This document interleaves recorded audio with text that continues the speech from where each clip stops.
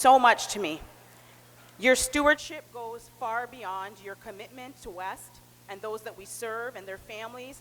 It goes out to Windsor and Essex County as a whole and beyond. Women often give so much of themselves to bring forth life in every way possible.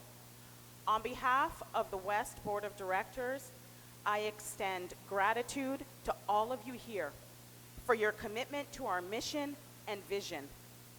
I also want to take this time again to celebrate the International Women's Day, to acknowledge the amazing, talented, compassionate women of the West Board. I'd ask that you, if you could stand, I'd like to acknowledge you. Ann Diab, past president, Helena Palma, Gemma Gray Hall, Sheila Barker, Justina Nuesi, Sabrina DeMarco, Maria Conliffe, Jessica Watson, Dr. Felicia Lawal, and absent today are Priyanka Phillips and Lisa Schulman. And again, you've given them a round of applause. Thank you. They give so much of themselves. Thank you. And also I want a special thank you again to the planning committee of IWD. We spent over 6 months planning the event, spirited fellowship, with love, of course, to ensure that all of you experience a beautiful night that matches the heart we have for a community which is all of you that has shown West so much love and commitment. Also, a special thank you to the West staff that are executing this evening. We've asked if you could please stand, West staff,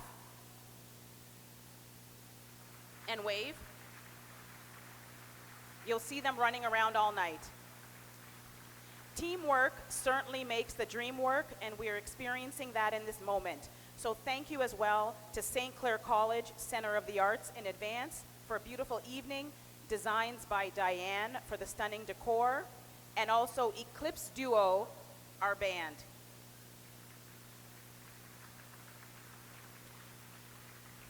And then the final piece we just want to share with all of you is that the West Board and staff have finalized the organization's strategic plan this past winter, and it will be launched and released this spring. So stay tuned. Again, happy International Women's Day, and we honor all of you and are grateful for all of you. So, have a great night. The campaign is Counter In, Inspire the Future Generations. Continue to let your light shine. Someone is watching and needs what you have been gifted with, okay? Now, on to our first award of the evening. We're just going to take a moment.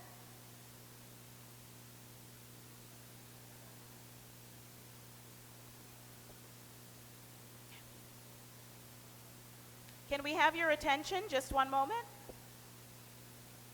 Do I need the bell?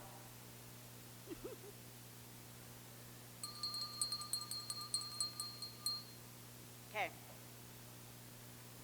We're going to get started with our first award of the evening.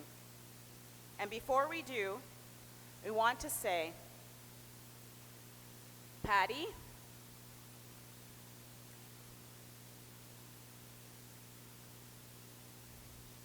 okay.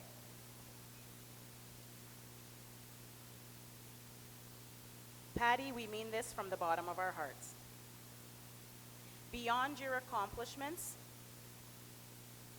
who you are is sincerely a caring, compassionate, and a very solid person. And we are very blessed to know you and very grateful for you. So, with no further ado, West is going to kick off the 2024 Journey Towards Success ceremony with a special recognition.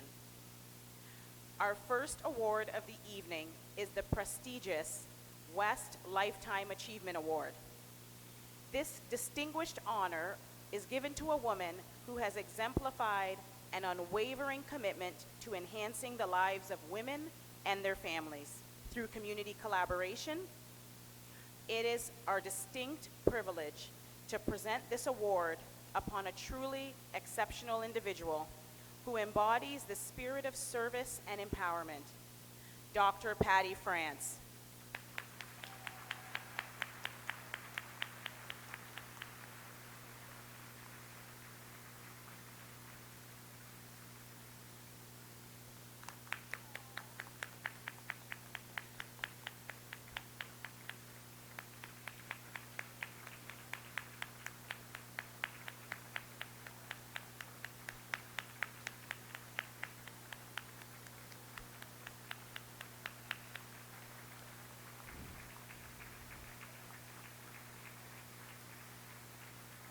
Patty France, fondly known as Patty France, her remarkable contributions have left an indelible mark on both West and our broader community.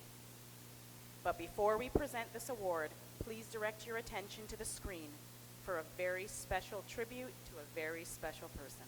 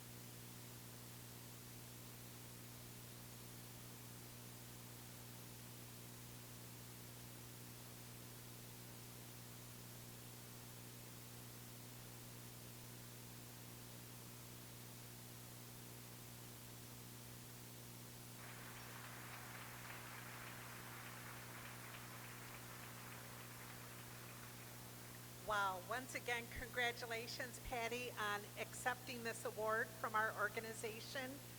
Windsor-Essex is so lucky to have you, and West is so fortunate to have a great relationship with you. So, Patty, it's with immense pleasure and admiration that we present you with this Lifetime Achievement Award in recognition of your outstanding contributions and tireless advocacy. Patty, congratulations.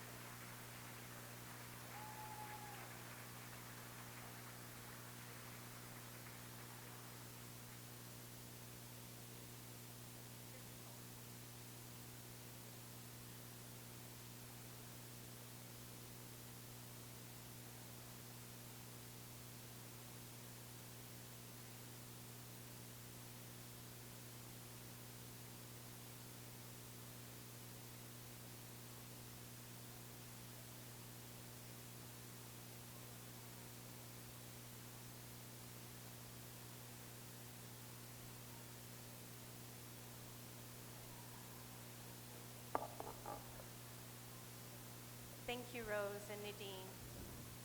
It is my very great pleasure to be with you this evening. Whenever my schedule allows it, this is one of the annual events that I truly strive to keep on my calendar.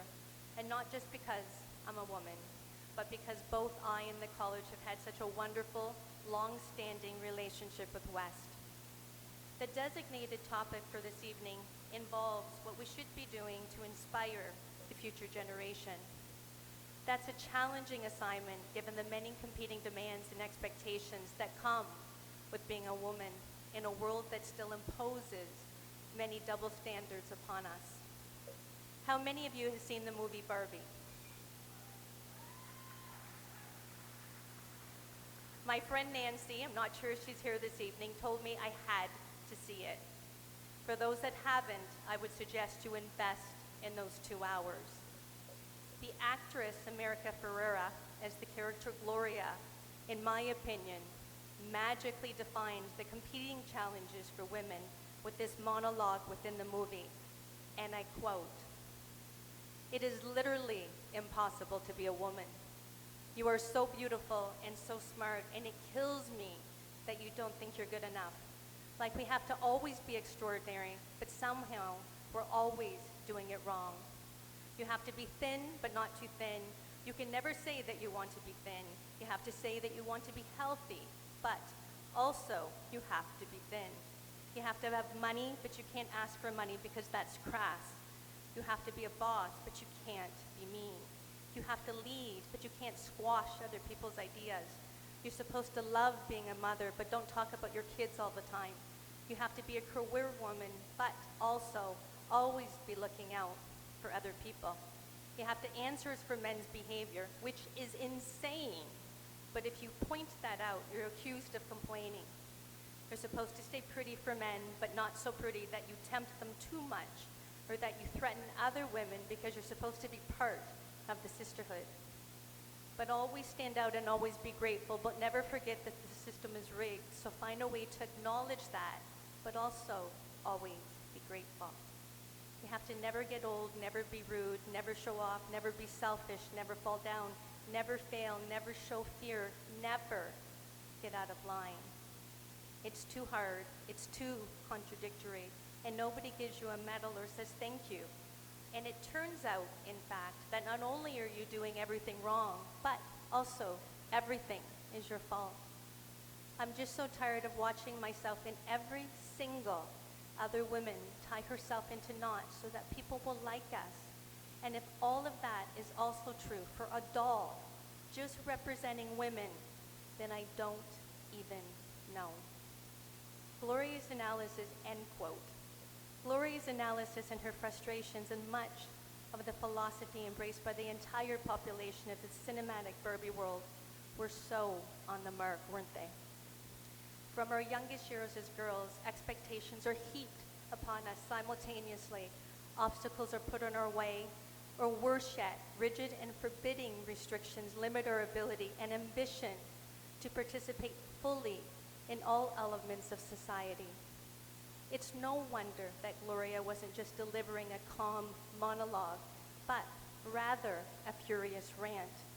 How can the world, which often idolizes women and honors their function as procreators reflected by our nations being referred to as motherlands and the richest gold discoveries as mother lodes, how can that same world persist in treating us at times as second-class citizens, or as beings whose emotional sensitivity is perceived as being an impairment to sturdy rationality?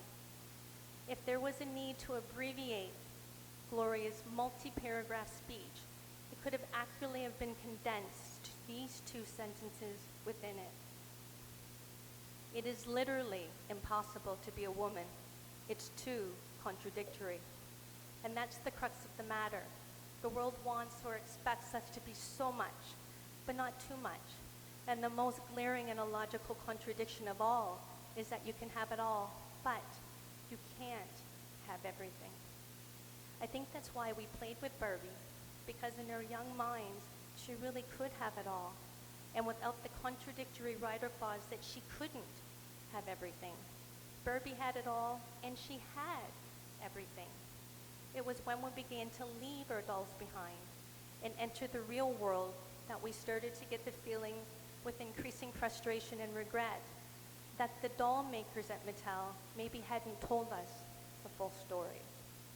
Barbie had a sweet pink Mustang, but why does our mechanic ask us if our husband, in many cases our non-existent husband, wants to have our tires rotated while the oil is being changed? Barbie has a dream condo, but we have to put up with mansplaining whenever we summon an electrician or a plumber to our house. Barbie, oh Barbie, why hast thou forsaken us? Decades ago, that realization, that revelation, occurring often as one grew into one's teens, that being a woman was going to be much more difficult than we've been led to believe, was absorbed as a terribly discouraging disappointment. Our great-grandmothers, our grandmothers, our mothers, many of them may have submitted to the limitations and restrictions placed upon them, rather than in many cases what they really dreamed of doing. But today, I think the reaction is somewhat different. It is not one of discouragement, disappointment, surrendering, and settling. When girls and women today run into artificial and arbitrarily imposed obstacles or encounter the contradictory and frustrating discrepancy of what we are told we are entitled to versus what we really get, well, the reaction is one of anger-tinged determination, and rightfully so. There's now, it seems to me, a follow-up to Gloria's rant. It is impossible to be a woman, but I'm now going to make it possible. That modern-day determination to fully secure and fully exercise our rights of access to whatever we want in life springs, I think, from the gradually acquired realization that the problem was not so much that generations of women had limitations applied to their lives, but more so that generations of women had allowed those limitations to be applied to their life. Like many of you, I've had strong, amazing, selfless women in my life, so I'm not blaming my ancestors for, what should we call it? It was certainly not weakness, but perhaps meekness. We had traditional roles and stereotypical behaviors imposed upon our gender for eons, and we're now casting off those often unfair and nonsensical fetters. Have it all Barbie, as it turned out, never did forsake us, but we may have forsaken her in generations past, when we abandoned our dreams as girls, when we may have encountered some sexist realities of adulthood. It is now that we realize, as modern-day girls and women, that what she always said we could have because we were rightfully entitled to have it is actually available to us, and we're grabbing it. I've seen that evolution, that revolution, play out in a number of ways throughout my 3 decades in education. It's been a gradual process, but I've been inspired by the entry of women in almost all of the college's programs that fall under the STEM umbrella: science, technology and trades, engineering, and math. The college can track the female percentage of each program's enrollment through a registration system. But as I may have mentioned to you in previous speeches on this topic, I've taken to surveying our year-to-year progress of those trends less formally by looking at pictures. Every year, the Student Publication Division of the college's Student Council produces a yearbook for graduates.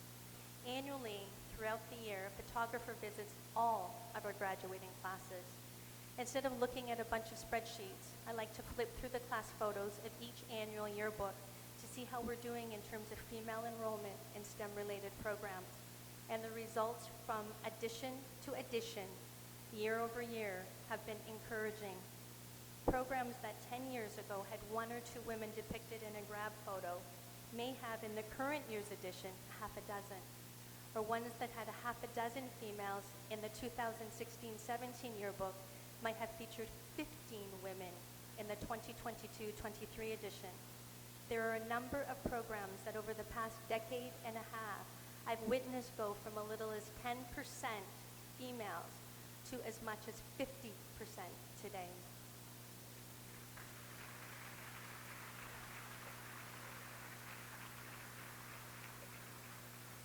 A few years ago, the editor of the yearbook, who is also its chief photographer, pointed out another fascinating element of the class photos of STEM-related programs. "What do you see about the way the students are posed?" he asked me. "Well, you put all of the women in the front row and in the center," I replied. "That's the interesting thing," he said. "I didn't pose them at all. I just tell classes to get in front of the camera, to make sure that they can be seen, to smile, and to not blink too much. But in every photo of trades or technology class or any program that is heavily STEM-related, the female students naturally gather together and place themselves front and center. And year after year, edition after edition, class after class, these significant historical photos occur. Whether there are 3 women in a STEM program or 20, they are almost invariably in precisely the same spot in their unposed group photo. Front and center, smiling, determined, with the unspoken but pretty clear-cut message of, "Oh yeah, we're here, we're front and center, we're excelling, and we're going to continue to succeed in the employment marketplace." I'm not sure how many of them might have been named Gloria, but I'm confident that they all represent her feisty spirit. Speaking of photos, almost every year also I've had the great pleasure of having my picture taken with classes of West women who are enrolled in the technology courses at the college. And it has gotten to the point that I'm more inspired by their stories than they should be by anything I've done as a female college president. The incoming students tell me of their often harrowing journeys of immigration from violent conflicts in their homelands, and/or of the disadvantaged financial circumstances of their families, often as single parents, and how they have now committed themselves to an education, still as pioneers in the skilled trades, to take a positive and courageous step forward. And later, as graduates, they tell me how they have persevered through their complicated and difficult coursework, all while still functioning as wives and mothers, and have successfully completed their educations, and yes, entered the workforce with exciting and lucrative job offers. I ask you, your supposedly insightful guest speaker, just who is supposed to be inspiring whom? What's more exciting, the biography of a girl from Forest Glade who went and yes, graduated from St. Clair College, and sure, climbed up the corporate ladder in spite of her challenges, versus, say, the international student who parachutes into Canada with a suitcase and an educational dream, or the West client who is somehow convinced of the notion, despite not having been in school for years, that her best course of action is to become an electrical apprentice or a precision metal cutter or a mechanical millwright. But do you know what inspiration springs from, especially among women? It is not the words of a college president or a doll named Barbie or the monologue of an actress. No, inspiration grows from the aspiration of all parents that their children's lives will somehow be better than their own. That's true of fathers, yes, but I do think it is especially true of the dreams of mothers for their children. Our aspiration of that their lives are less of a struggle and more rewarding personally and professionally.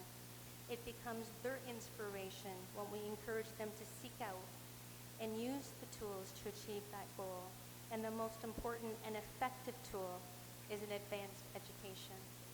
I suspect that a number of St. Clair's West alumni have or will see their daughters follow in their footsteps by enrolling in our tech and trade programs. Again, that's not aspiration coming from me or Barbie or Gloria. It's from you, the people who have actually set these admirable examples, who've actually shown your daughters and other young women that there should be no limits to either their dreams or their realistic outcomes, and that it is only the fearless spirit of adventure that leads to true achievement. What will inspire the future generation? The answer to that question is the same that it has always been. Not the words of a movie script, but real life deeds. Your deeds. your now accomplished aspirations, often against obstacles and all odds that were stacked against you. You are the inspiration for those who make up the generation that follows yours. The crazy dream that you had for yourself, that you pursued and achieved, whether it meant that you made a slight dent in a professional or societal barrier, or actually smashed through the glass ceiling. The tale of both your journey and the destination you arrived at are guaranteed to inspire a daughter, a granddaughter, a niece, a student, a friend, or maybe even a banquet audience member. And isn't it fantastic now to realize that the reverse is also true? Namely, that the young people of the current upcoming generation are now inspiring those of us who were born in, and I really, really hate this term, the last century. Regardless of age, it is the pursuit of dreams and the optimistic mindset that possibilities are limitless that provides inspiration to us all, young and old. Let's keep sharing our stories with one another as we eliminate the impossible circumstances of womanhood that so aggravated Gloria. Thank you, and happy International Women's Day, everyone.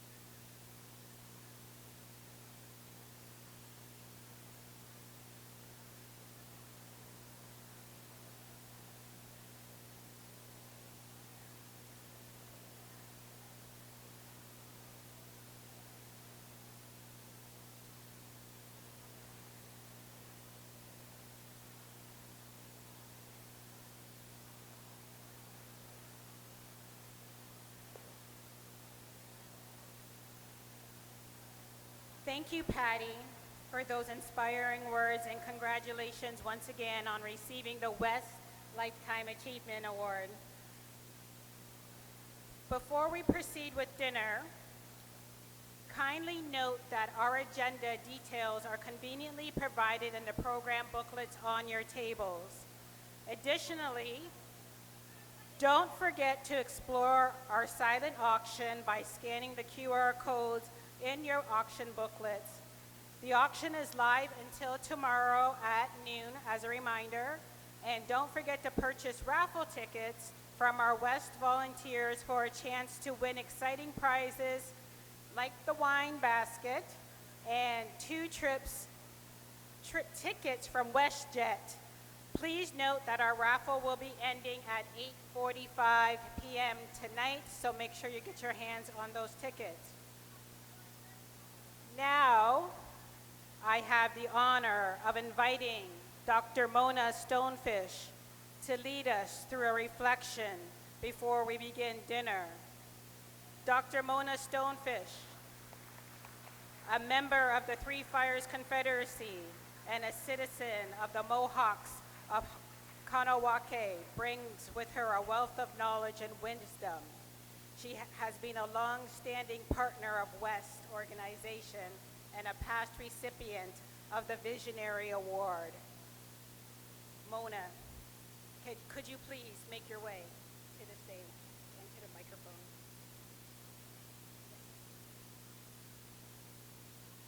Anisna, Obskuna Wushendam, Nani Buyang Mampinongwa.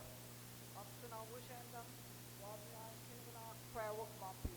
Happy International Women's Day. As a Potawatomi Mohawk woman, we are matrilineal. We always have been. And as each of the settler nations came on these shores, they didn't understand us. And I think today, you still don't understand us. And we need to understand one another. reflected today on those engineers in Montreal. And they came here from other countries to make their lives better. And they were gunned down. So I have those women in my heart and in my mind. And I have the women, the pioneers here, Sheila, Rose, Sylvia John, Fanny Sawatis,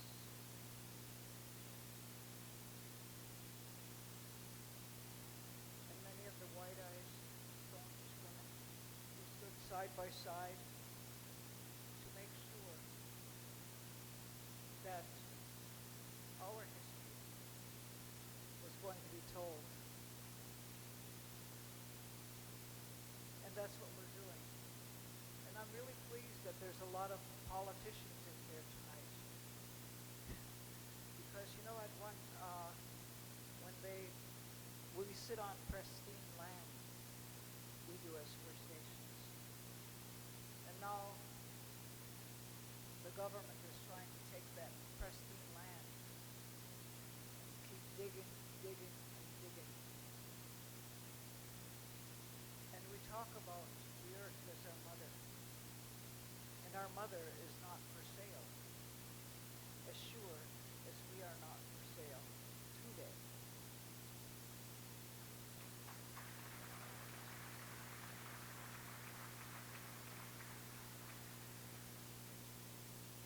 I look around the room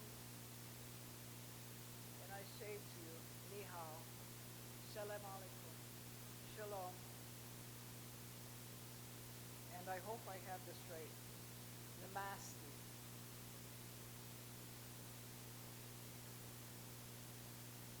And we look amongst ourselves here in this great, beautiful city of roses. And are we standing for peace? Because we carry that heavy burden of peace. We say that we carry that heavy burden of peace because we're worth it. Every child, every woman, every man is worth something. And our children are our most valuable resource. And our Mother the Earth will take care of herself. And as I look around this room this evening, I see all the matriarchs who have held the sky up. And I see all the matriarchs who are entrepreneurs in our community. I see all these matriarchs who wash clothes by hand so their children would be clean to go to school. That's still happening